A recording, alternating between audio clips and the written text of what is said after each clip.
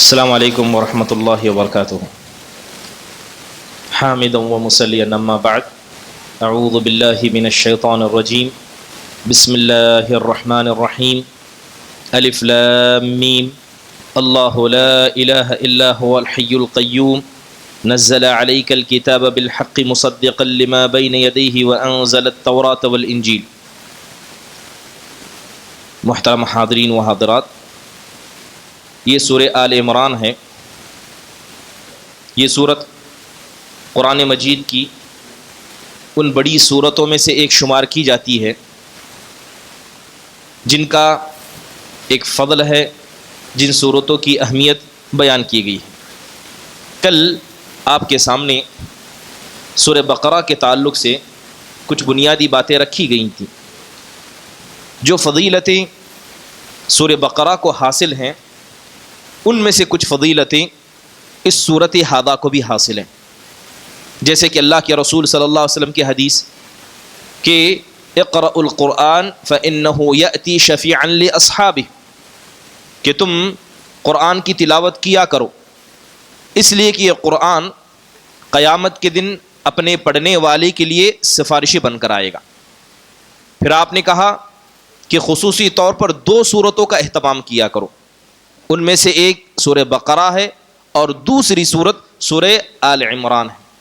آپ فرماتے ہیں کہ یہ دو صورتیں خصوصی طور پر اپنے پڑھنے والے کے لیے قیامت کے دن سائے کے مانند ہوں گی، اسے سایہ کریں گی، قیامت کی ہولناکیوں سے اسے بچائیں گی اور مصیبتوں کو اس سے دور کریں گی۔ اور ایک روایت جو کل آپ کے سامنے بیان کی گئی تھی کہ صحابہ کرام میں وہ صحابہ جو سورہ بقرہ اور سورہ آل عمران کو پڑھا کرتے تھے ان کا مقام دیگر صحابہ کے نزدیک بڑا تھا، یہ انہیں اپنے سے بہتر سمجھا کرتے تھے۔ جب اس صورت پر ہم غور کرتے ہیں تو بہت ساری بنیادی باتیں اس صورت ہادہ کے اندر بیان کی گئی۔ سب سے پہلی چیز کہ اللہ تبارک و تعالیٰ نے اس صورت کے اندر توحید کو بڑے تفصیل سے بیان کیا ہے۔ توحید کی تین قسمیں، ربوبیت ہو، الوہیت ہو یا اسماء و صفات ہو، اس کا ذکر اللہ تبارک و تعالیٰ نے کیا۔ اس صورت کے اندر اللہ تبارک و تعالیٰ نے لوگوں کی دو قسموں کا ذکر کیا۔ لوگوں میں سے دو قسم کے لوگ ہوتے ہیں جو اللہ اور اس کے رسول کی تعلیمات پر عمل کرنے کے اعتبار سے ہوتے ہیں۔ سب سے پہلے آیت کریمہ سنیں، اللہ سبحانہ و تعالیٰ ارشاد فرماتے ہیں کہ هو الذی انزل علیک الکتاب منہ آیات محکمات، کہ وہی رب ہے جس نے تم پر کچھ ایسی آیتیں نازل کی ہیں جو محکمات ہیں، جس کا مطلب واضح ہے، جس کا معنی واضح ہے۔ وہن ام الکتاب، اور یہی آیتیں قرآن کا اکثر حصہ ہیں۔ وَأُخَرُ متشابہات، لیکن اس کے علاوہ کچھ آیتیں ایسی ہیں جس کا معنی واضح نہیں ہے، جس کا حکم واضح نہیں ہے، یہ متشابہ ہیں۔ پھر اللہ فرماتا ہے کہ فَأَمَّا الَّذِينَ فِي قُلُوبِهِمْ زَيْغٌ، لہٰذا وہ لوگ جن لوگوں کے دل میں کسی قسم کی کجروی ہوتی ہے وہ ایسی ہی آیتوں کی اتباع کرتے ہیں اور لوگوں کے درمیان آ کر فتنہ کرنا چاہتے ہیں اور ان میں تعویلات کرنا چاہتے ہیں، جبکہ ان کے معنی کو اللہ کے علاوہ کوئی نہیں جانتا۔ تو اس آیت پر غور کرنے سے دو چیزیں ہمیں سمجھ میں آتی ہیں۔ پہلی چیز یہ ہے کہ قرآن کا اکثر حصہ، اس کا معنی، اس کا مفہوم واضح ہے، ہر کوئی اسے سمجھ سکتا ہے، لیکن کچھ آیتیں ایسی ہیں جس کا معنی صرف اللہ جانتا ہے۔ لہذا ایک مومن کو جب کوئی ایسی قرآن کی آیت سمجھ میں نہ آئے یا اس کا ترجمہ اسے نہ سمجھ میں آئے تو سب سے پہلے اسے آمنا و صدقنا کہنا ضروری ہے کہ ہم اللہ کی اس آیت پر ایمان لائے، چاہے اس کا مطلب ہمیں سمجھ میں آئے یا مطلب سمجھ میں نہ آئے۔ ابھی جب آیت کو ہم پڑھتے ہیں تو بہت ساری چیزیں ہمیں سمجھ میں آتی ہیں۔ پہلی چیز یہ ہے کہ اللہ تبارک و تعالیٰ جن لوگوں کے ساتھ گمراہی کا ارادہ کرتا ہے اللہ ایسی آیتوں میں ان کو گھیر کر رکھ دیتا ہے۔ وہ واضح آیتوں کو چھوڑ دیتے ہیں، مگر وہ آیتیں جن کا معنی واضح نہیں ہے ایسی ہی آیتوں کے پیچھے وہ پڑ جاتے ہیں، یہاں تک کہ وہ ان آیتوں کے پیچھے پڑھ کر اس کے معنی و مفہوم کو تلاش کرنے میں لگ کر اپنی آخرت کو برباد کر دیتے۔ بلکہ ایک حدیث میں اللہ کے رسول صلی اللہ علیہ وسلم نے واضح طور پر فرمایا کہ فَإِذَا رَأَيْتَ الَّذِينَ يَتَّبِعُونَ مَا تَشَابَهَ مِنْهُ فَأُولَئِكَ سَمَّى اللَّهُ فَاحْذَرُوهُمْ، اللہ کے نبی فرماتے ہیں کہ اگر تم ایسے لوگوں کو دیکھو جو اللہ اور اس کے رسول کی واضح آیتوں کو، ان کے احکام کو چھوڑ کر ایسے مسئلوں پر گفتگو کرتے ہیں جن کے اندر اختلاف ہے، جن کے معنی میں اختلاف ہے، تو اللہ کے نبی کہتے ہیں کہ ایسے ہی لوگوں کا نام اللہ نے قرآن میں لے کر کہا ہے کہ ایسے لوگوں سے تم دور رہو. کیونکہ جو آدمی اللہ اور اس کے رسول کے واضح پیغامات کو چھوڑ کر جن مسائل میں اختلاف ہے، یا یوں کہیں جن کا معنی اللہ نے واضح نہیں کیا ہے، انہی کے پیچھے لگ جاتا ہے، تو کہیں نہ کہیں یہ دل کی ایک ایسی بیماری میں مبتلا ہو جاتا ہے جس کا ٹھکانہ گمراہی ہے. اس سے ان آیتوں سے کچھ اور باتیں ہمیں سمجھ میں آتی ہیں. سب سے پہلا سوال یہ پیدا ہوتا ہے کہ قرآن کے بارے میں تو اللہ کہتا ہے کہ وَلَقَدْ يَسَّرْنَا الْقُرْآنَ لِلذِّكْرِ فَهَلْ مِن مُدَّكِرٍ، ہم نے تو قرآن کو بڑا آسان بنایا ہے، بس نصیحت حاصل کرنے والوں کی ضرورت ہے. تو یہ سوال پیدا ہوتا ہے جب قرآن آسان ہے تو اللہ نے آخرکار ایسی آیتیں نازل کیوں کی جس کا معنی اللہ نے نہیں بتایا، یا جس کا معنی صرف اللہ کے وہ بندے جانیں گے جن کو اللہ نے پختہ علم دیا ہے. تو اس کا واضح مقصد یہ ہے کہ اللہ تبارک و تعالی لوگوں کو آزمانا چاہتا ہے کہ لوگ کتنے عمل کرنے والے ہیں.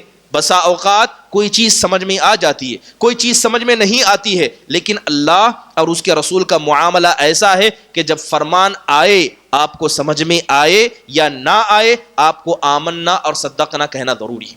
اس لیے نبی صلی اللہ علیہ وسلم، صحابہ اکرام قرآن کی آیتوں کو سنتے ہی عمل کیا کرتے. رہا مسئلہ یہ کہ عقل پر اسلامی تعلیمات کو اتارا نہیں جا سکتا، کہ انسان غور کرے کہ قرآن کی تعلیمات کو لے اپنی عقل پر اتارے کہ میری عقل قبول کرے گی تب میں اس کو مانوں گا. اگر میری عقل کسی آیت کو سمجھنے سے قاصر ہے، نبی کے کسی فرمان کو سمجھنے سے قاصر ہے، تو میں اس آیت کو چھوڑ دوں گا، اس حدیث کو چھوڑ دوں گا. تو یہ ایک فتنہ ہے، اور اللہ اسی فتنے کے ذریعے اچھے مومن اور ایسے لوگوں کے درمیان فیصلہ کرتا ہے جن کے بارے میں اللہ تبارک و تعالیٰ نے اس آیت میں بچنے کا حکم دیا.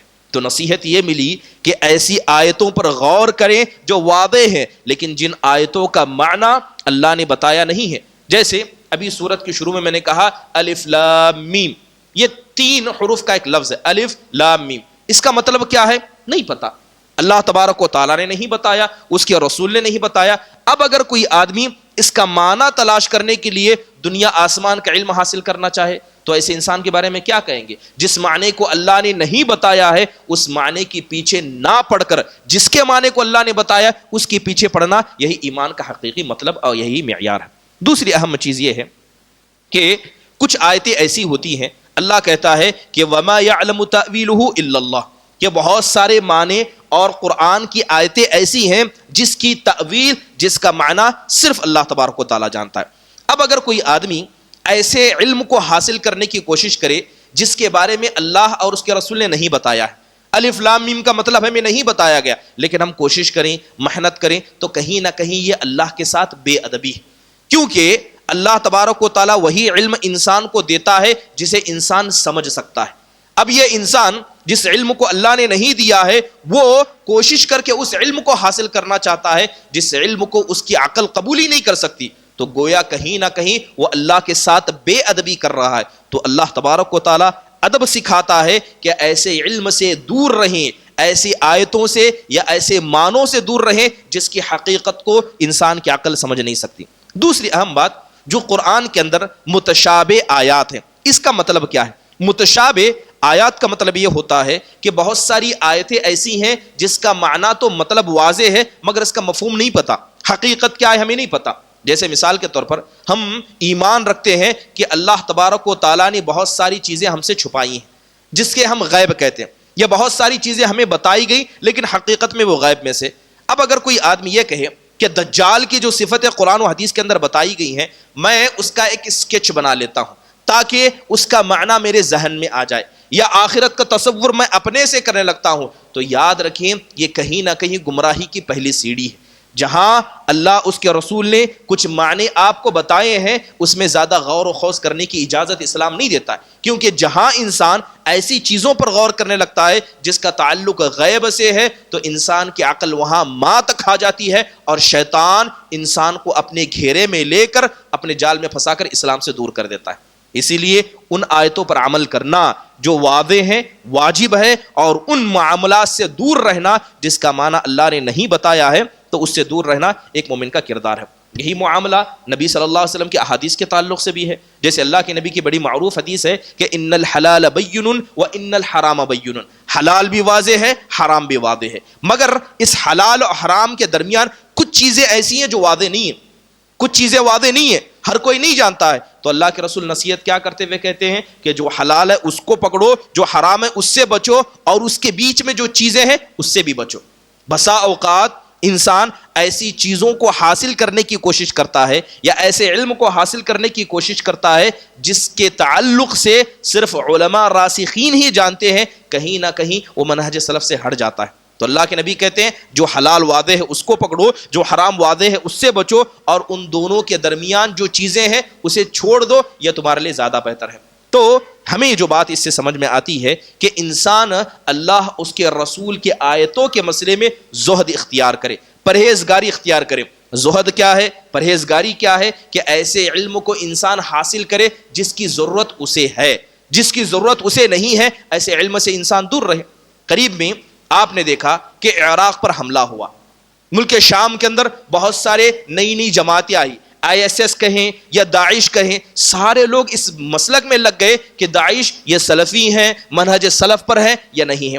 اب یہ سوال پیدا ہوتا ہے کہ اگر آپ کو پتہ بھی چل جائے کہ یہ سلفی ہیں، یا آپ کو یہ بھی پتہ چل جائے کہ خوارج ہیں، اس سے آپ کی ذات کو کیا فرق پڑنے والا ہے؟ کوئی فرق پڑنے والا نہیں، بلکہ ایک ایسا علم ہے جس کی ضرورت آپ کو نہیں ہے۔ تو لہذا ایسے علم سے اپنے آپ کو دور رکھنا جس کو آپ کی ضرورت نہیں ہے، یہی پرہیزگاری ہے، یہی زہد کا معیار ہے، اور اسی کو اللہ اس کے رسول نے کہا کہ ایسا علم حاصل کرو جس سے تمہارے عمل میں فائدہ ہو۔ اگر علم صرف معلومات اکٹھا کرنا، انفارمیشن کلیکٹ کرنے کا نام ہوتا تو اس علم کا کوئی فائدہ نہ ہوتا۔ اس کے بعد اس آیت کریمہ میں اس سورت کے اندر اللہ سبحانہ و تعالیٰ نے غزوہ بدر کا ذکر کیا ہے۔ یہ اسلام کی پہلی لڑائی تھی، کیسے ہوئی، مسلمان کس حالت میں تھے، اللہ کی مدد کیسے آئی، کچھ تفصیلات اس کے اندر ذکر کی گئی۔ اس کے بعد اس آیت، اس سورت کے اندر ایک بڑی پیاری آیت ہے، اللہ سبحانہ و تعالیٰ ارشاد فرماتے ہیں کہ زُيِّنَ لِلنَّاسِ حُبُّ الشَّهَوَاتِ مِنَ النِّسَاءِ وَالْبَنِينَ، کہ اللہ تبارک و تعالیٰ نے لوگوں کے دلوں میں یا لوگوں کو محبت میں، لوگوں کے درمیان کیا ہے، اللہ تبارک و تعالیٰ نے چند چیزوں کی خواہشات کی محبت کو ڈال دیا، چند چیزوں کی خواہشات کی محبت کو اللہ نے ڈال دیا۔ اس میں سب سے پہلے اللہ نے عورتوں کا ذکر کیا، اس کے بعد لڑکوں کا ذکر کیا، اس کے بعد ڈھیر سارا مال جو سونا اور چاندی میں ہوتا ہے اس کا ذکر کر کے اللہ تبارک و تعالیٰ نے کہا کہ ان تمام چیزوں کی محبت کو اللہ نے لوگوں کے اندر ڈال دیا۔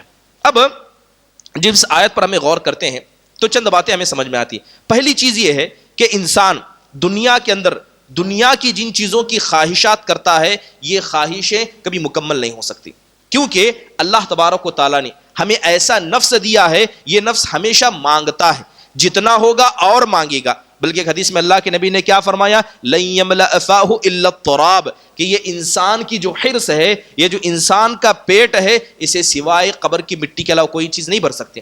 تو لہذا ایسی چیز کی انسان خواہش کرے جسے پورا انسان کر ہی نہیں سکتا، تو کہیں نہ کہیں یہ ایسی کوشش ہے جس کا کوئی نتیجہ نہیں۔ تو لہذا اللہ تعالیٰ یہ بتاتا ہے کہ دنیا کی جس نعمت کی بھی آپ خواہش کریں، یہ نعمت ختم ہو جائے گی یا انسان خود ختم ہو جائے گا۔ نعمت مل جائے ضروری نہیں ہے کہ اس نعمت کو وہ ہمیشہ کھائے گا، موت کا وقت آئے گا، چلا جائے گا، نعمت ویسی ہی باقی رہے گی، یا یوں کہیں کہ وہ نعمت ہی انسان سے چھین لی جائے گی۔ تو دنیا کی ہر نعمت ہیج ہے اور ہر نعمت کو زوال ہے۔ اس آیت سے اور ایک بات ہمیں یہ سمجھ میں آتی ہے کہ اللہ تبارک و تعالیٰ نے اس آیت کے ذریعے جو غریب فقیر صحابہ رہتے ہیں یا فقیر لوگ رہتے ہیں انہیں تسلی اللہ دیتا ہے۔ اللہ کہتا ہے کہ جن لوگوں کو اللہ نے مال دیا، یہ مال ہمیشہ ان کے پاس رہنے والا نہیں ہے، یا تو یہ رہیں گے مال ختم ہو جائے گا، یا یہ کہ مال رہ جائے گا یہ دنیا سے ختم ہو جائیں گے۔ تو اللہ کہتا ہے کہ تم تسلی رکھو کہ اللہ نے اگر تم سے کسی چیز کو چھینا ہے تو اللہ اس کا بہتر بدلہ تمہیں قیامت کے دن دے گا۔ اسی لیے دیکھیں کہ صحابہ اکرام رضوان اللہ علیہم اجمعین کے سامنے کچھ سونے اور چاندی کے برتنوں کا ذکر ہوا کہ قیصر و کسریٰ کے لوگ سونے اور چاندی کے برتنوں میں کھاتے ہیں، تو اللہ کے نبی نے کیا کہا؟ اللہ کے نبی نے کہا لہم فی الدنیا ولکم فی الآخرہ۔ اللہ کے نبی کہتے ہیں کہ یہ نعمتیں ان کو دنیا میں ملیں گی جس کی لذت بھی ختم ہونی ہے اور وہ نعمت بھی ختم ہونی ہے، اور یہی نعمتیں تم کو جنت میں ملیں گی جس کی لذت بھی باقی رہے گی اور یہ نعمتیں کبھی ختم نہیں ہوگی۔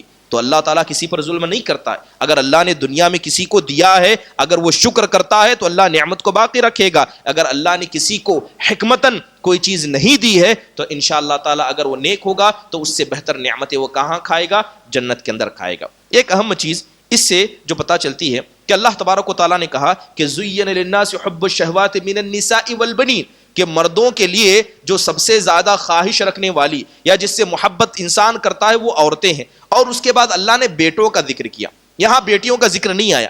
تو علماء فرماتے ہیں کہ اللہ نے عورتوں کے بعد صرف بیٹوں کا ذکر کیوں کیا، بیٹیوں کا ذکر کیوں نہیں کیا؟ تو بتاتے ہیں کہ ایک انسان اپنے بیٹوں سے جس قدر مال کو حاصل کر سکتا ہے، بیٹوں سے جس طرح اپنی دنیا میں مدد پا سکتا ہے، ایسی مدد وہ بیٹیوں سے نہیں پا سکتا. ہو سکتا ہے کہ بیٹیاں جنت میں لے جانے کا مقام ہو، مگر دنیا کو سنبھالنے کے لیے بیٹوں کی ضرورت ہے. تو اسی لیے جب اللہ تبارک و تعالیٰ نے دنیا کی محبت، عورتوں کی محبت کا ذکر کیا تو اللہ تبارک و تعالیٰ نے بیٹوں کا ذکر کیا. اور بیٹوں ہی سے نسل چلتی ہے، بیٹیوں سے نسل نہیں چلتی ہے، بیٹوں سے نسل چلتی ہے. اس لیے بھی اللہ تبارک و تعالیٰ نے بیٹوں کا ذکر کیا. اب دیکھیے کہ سب سے پہلے جس شخصیت کا ذکر کیا گیا جس کی خواہش ایک مرد کو ہوتی ہے وہ عورت ہے. ایک عورت ہے. عورت کی خواہش اللہ تبارک و تعالیٰ نے انسان کی فطرت میں ڈال دیا. اب بقیہ جتنی چیزیں ہیں وہ ساری عورتوں سے تعلق رکھتی ہیں. ایک تو عورت ہے، اس کے بعد اللہ نے بیٹوں کا ذکر کیا، یہ بیٹے بھی عورتوں ہی سے ہم کو ملتے ہیں. پھر اللہ نے ڈھیر سارے مال کا ذکر کیا جو سونے اور چاندی کے حیثیت میں رہتا ہے. اب سونا چاندی کون پسند کرتے ہیں؟ باقاعدہ خواتین پسند کرتے ہیں. تو اللہ نے پہلے خواتین کا ذکر کیا، پھر بیٹوں کا ذکر کیا، پھر سونے چاندی کا ذکر کیا. یہ ساری چیزیں عورتوں سے تعلق رکھتی ہیں. تو کل ملا کر بات یہ ہے کہ عورتوں سے جو ملی جلی چیزیں ہیں ان کی محبت کو اللہ نے مردوں کے دلوں میں ڈال دیا. لیکن جب یہی چیزیں انسان کو اللہ کی اطاعت پر نہ لے کر اللہ کی نافرمانی پر لے جائیں تو یہ ساری چیزیں فتنہ بن جاتی ہیں. اس لیے اللہ کے رسول نے کیا فرمایا؟ اللہ کے رسول کہتے ہیں کہ ما ترکت فتنة بعدی اضر علی الرجال من النساء. اللہ کے نبی فرماتے ہیں کہ میں نے اپنے بعد عورتوں سے بڑھ کر کوئی اور فتنہ مردوں کے لیے نہیں چھوڑا ہے. اگر آپ کی بیوی نیک ہے، اگر آپ کی ماں نیک ہے، اگر آپ کی بہن نیک ہے تو یہ دنیا کا بہترین سامان ہے. لیکن اگر یہی ماں جس نے آپ کو پیدا کیا نیک نہیں ہے تو یہ آپ کی ماں بھی آپ کے لیے فتنہ ہے. اگر آپ کی بیوی نیک نہیں ہے تو یہ فتنہ ہے. کیونکہ ہر وہ چیز جو انسان کو اللہ کی عبادت سے روک دے اسے اللہ تبارک و تعالیٰ نے فتنہ کہا ہے. اور ہر وہ چیز جو اللہ تبارک و تعالیٰ کی اطاعت میں مددگار بن جائے اللہ تبارک و تعالیٰ نے اسے کیا ہے؟ بہترین سامان قرار دیا.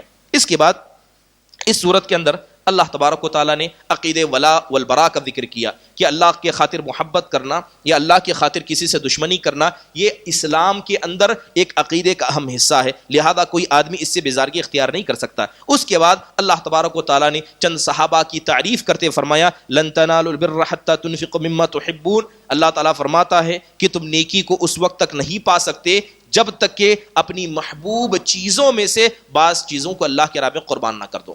تو یہ بڑی جامع آیت ہے. اللہ تعالیٰ فرماتے ہیں کہ اللہ تعالیٰ قربانی چاہتا ہے، ہر انسان سے اللہ قربانی چاہتا ہے. اور یہ بات سمجھیں کہ جب سے اللہ نے دنیا میں انسانوں کو پیدا کیا ہے اللہ نے ہمیشہ قربانی مانگی ہے. کچھ لوگوں نے اپنی جان کی قربانی دی، کچھ لوگوں نے اپنے مال کی قربانی دی، کچھ لوگوں نے اپنے اہل خانہ کی قربانی دی، اور کچھ لوگ ہوتے ہیں ان سب کی قربانی نہ دے کر اپنے وقت کی قربانی دیتے. تو لہذا اسلام قربانی مانگتا ہے، قربانی دینی ہی ہے. بغیر قربانی کے کوئی آدمی اللہ کیا کامیاب نہیں ہو سکتا. تو ایک قربانی کا ایک اہم مظہر بیان کرتے ہوئے کہا گیا کہ اگر انسان اپنی محبوب چیز کی قربانی دے، ایسی چیز جسے وہ بہت زیادہ شدت سے اپنے لیے پسند کرتا ہے، تو یہ قربانی نیکی کا باعث ہوگی. اور یاد رکھے کہ جو انسان اپنی محبوب چیز کو اللہ کے لیے قربان کرتا ہے اس کا مقام اللہ کے نزدیک بڑا بلند ہوگا.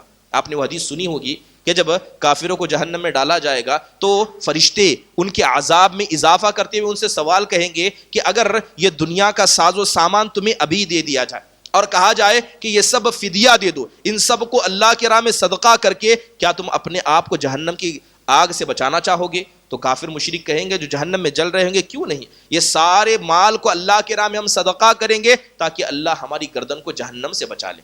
تو ابن کثیر رحم اللہ فرماتے ہیں کہ یہاں پر اللہ تبارک و تعالیٰ کے مال کو صدقے کرنے کی بات کیوں کہی گئی؟ کیونکہ ان مشرکین کو بھی پتا ہوگا جو جہنم میں جل رہے ہوں گے کہ جن لوگوں نے دنیا میں اللہ کی خاطر صدقہ کیا اللہ نے ان کو کتنا بڑا انعام دیا. گویا وہ مشرکین یہ سمجھیں گے کہ اللہ کی راہ میں صدقہ کرنے سے بڑھ کر کوئی بڑی نعمت نہیں ہے. تو وہ مطالبہ کریں گے کہ اللہ ہمیں دنیا کا مال دے، اس مال کو ہم صدقہ کریں، خرچ کریں، بطور فدیہ دے کر اپنی گردن کو آزاد کریں۔ تو یقیناً اپنی محبوب چیز کو اللہ کے راہ میں دینا یقیناً عظیم عمل ہے۔ سب سے ان سے چند باتیں ہمیں سمجھ میں آتی ہیں۔ پہلی چیز یہ ہے کہ آپ جانتے ہیں کہ شریعت اسلامیہ نے کنجوسی سے ہمیں منع کیا ہے، بخل سے، کہ انسان بخیل بن جائے۔ انسان بخیل کس چیز میں بنتا ہے؟ انسان بخیل اس چیز میں بنتا ہے جس سے وہ زیادہ محبت کرتا ہے۔ جس سے انسان محبت کرے گا اسے اپنے پاس رہے گا، دوسروں کو دینا نہیں چاہے گا۔ تو اللہ نے جب بخیلی سے منع فرمایا ہے تو گویا اپنی محبوب چیز کو بھی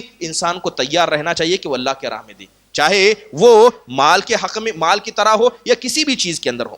اس سے اور ایک بات جو ہمیں سمجھ میں آتی ہے وہ یہ ہے کہ اللہ تبارک و تعالیٰ نے جو کہا کہ مما تحبون، کہ جو چیزیں تم پسند کرتے ہو، کبھی اسلام نے یہ مطالبہ نہیں کیا ہے کہ انسان کے پاس جو ہے سب کچھ اللہ کے راہ میں دے، جتنا ہو سکتا ہے۔